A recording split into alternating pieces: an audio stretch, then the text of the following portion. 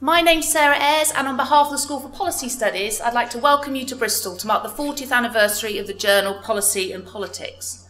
Across 4 decades, it's been one of the leading international journals in the field of public and social policy, and moving forward, we intend to maintain that reputation. Last year, the editors, Gitanjali Ganguly from the School for Policy Studies and Tony Fitzpatrick from Nottingham University, revised the strategic aim and focus of the journal to reflect key developments in public and social policy in the 21st century.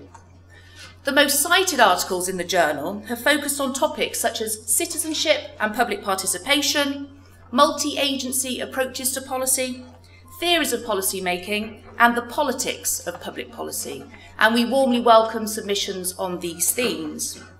David Sweeting will be chairing a panel of our top 4 most cited authors tomorrow, and I hope you can join them to reflect on the relevance and contribution of their seminal works. In addition, the journal is interested in publishing papers that deal with emerging debates, such as the challenges of climate change, the global financial crisis, and the policy implications of new technologies. Of course, we welcome submissions from established authors, but also early career academics. So if anybody would like to discuss plans for publication over the next few days, please approach a member of the Policy and Politics team, and we can be identified by our green name tags. I took over from Gitanjali Ganguly as co-editor of the journal at the start of this month, and we've also just appointed a new co-editor to take over from Tony Fitzpatrick from the end of this year. I'd like to announce that Professor Matthew Flinders from Sheffield University will be taking on this role from January 2013. We're delighted to have Matt on board and know that his vast experience and enthusiasm for the journal will ensure that it remains internationally competitive in years to come. We'd like to thank Gitanjali and Tony for their hard work over the past few years, and I look forward to working with Matt in the near future. I'd also like to thank Ali Shaw from the Policy Press, thank you, Ali, who's devoted nearly 25 years' service to the journal. And in the few years that I've been working with Policy and Politics and the management team, Ali's energy and enthusiasm has really shone through, and she will really be sorely missed. But again, I look forward to working with her successor, Julia Mortimer, when she takes over from Ali at the end of the year. Finally, I'd like to thank everyone for their support for the conference. We have over 200 delegates from 19 different countries, making this a truly international event. I'd particularly like to welcome our international colleagues, and also the journal's past editors, the vast majority of whom are in attendance. A warm welcome to the founding editor, Bledin Davis, who established the journal in 1972 and who's participating in the past editors panel convened by Randall Smith later today.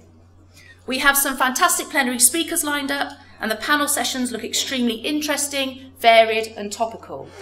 Over the last few weeks, I've had numerous comments and emails from colleagues saying how fantastic the programme looks, and that's really testament to the interesting work that you're all doing. The theme of the conference is 40 years of policy and politics, critical reflections and strategies for the future. Over the next 2 days, delegates will be exploring contemporary policy issues within the context of the last 40 years and reflecting on how much is enduring, what has changed, and how we might use past lessons to inform future policy.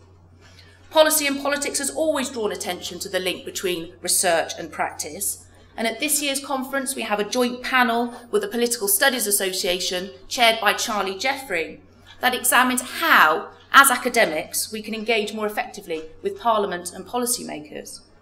Tomorrow, Anthony Carpen and Puffles will run a social media workshop, there he is, which will provide guidance on how we might use new technologies and enhance our research impact. These panel themes reflect elements of the work of the journal that are enduring, but also new developments in the 21st century. Just to say also that we have a small camera team that will be filming the plenary sessions and selected panels. They'll also be located in the coffee and lunch areas, and they'll be approaching people for informal comments about the conference. If you'd like to get involved in this, then please introduce yourself to them. These clips will be used to compile a story of the conference that will feature on the website shortly after the event. We also have a conference hashtag, PP40, so please use this when sharing your views online. That just leaves me to say that David Sweeting and I are really grateful to you for your support and involvement in the event, and we hope that you have an enjoyable and productive few days. I'd like now to introduce the Pro-Vice-Chancellor of Bristol University, Professor Guy Orpen, who will say a few words.